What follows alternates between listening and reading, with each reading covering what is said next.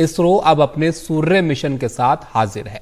2 सितंबर को दिन में 11:50 पर श्रीहरिकोटा से PSLV के जरिए इस मिशन को लॉन्च किया जाएगा। सूर्य के अध्ययन के लिए भारत का यह पहला मिशन है और सूर्य धरती का सबसे निकटतम तारा है जो जीवन का सूचक है। साथ ही ये सौरमंडल की सबसे बड़ी चीज है, लेकिन विज्ञान के लिए अब भी एक रहस्य ही है।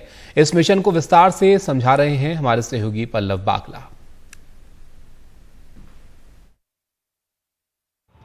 धरती मां पे सारी एनर्जी सूरज से आती है। अब भारत की अंतरिक्ष एजेंसी तैयार है एक ऐसी ऑब्जर्वेटरी या सैटेलाइट भेजने के लिए जो सूरज पे पैनी नजर रखेगी।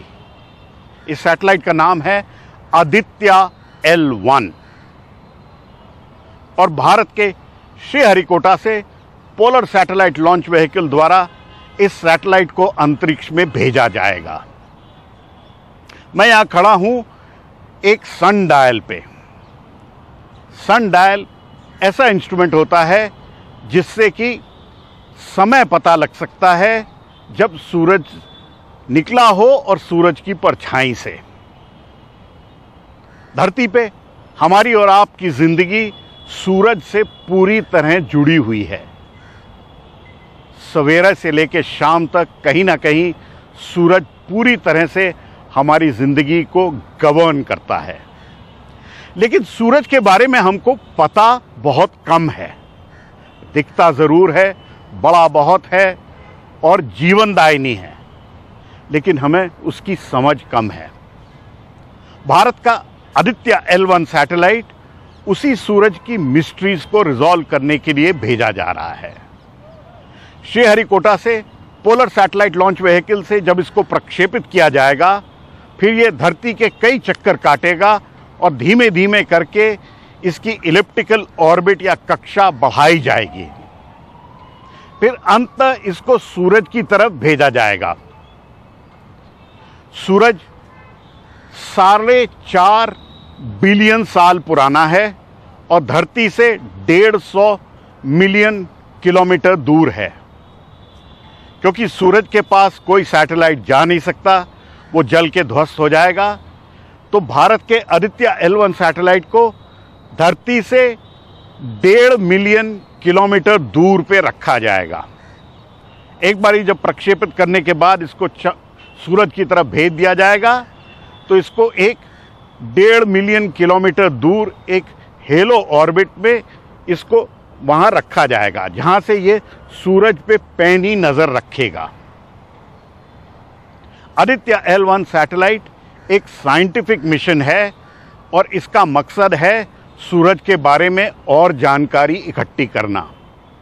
इस पे 7 अलग अलग साइंटिफिक एक्सपेरिमेंट्स हैं और सारा सैटेलाइट भारत में ही निर्मित है और इंस्ट्रूमेंट भी भारत के वैज्ञानिकों ने बनाए हैं।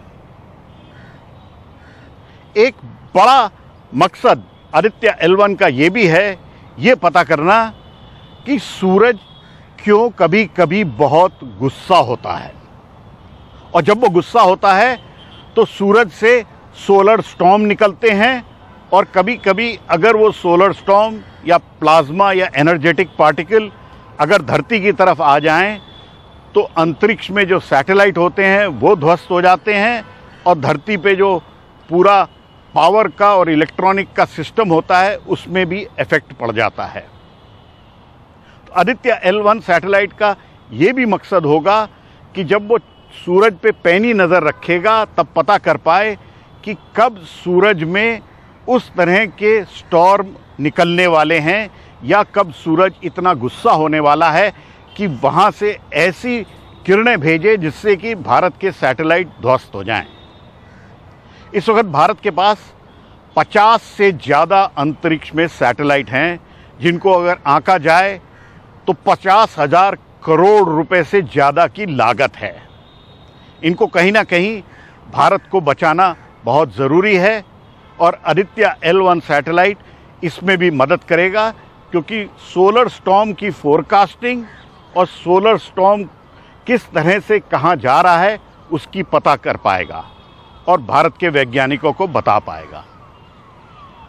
सूरज एक बहुत ही गर्म स्टार है और वो स्टार है, और सोलर सिस्टम में सबसे पास धरती के वही स्टार है जो धरती के लिए जीवनदायिनी है।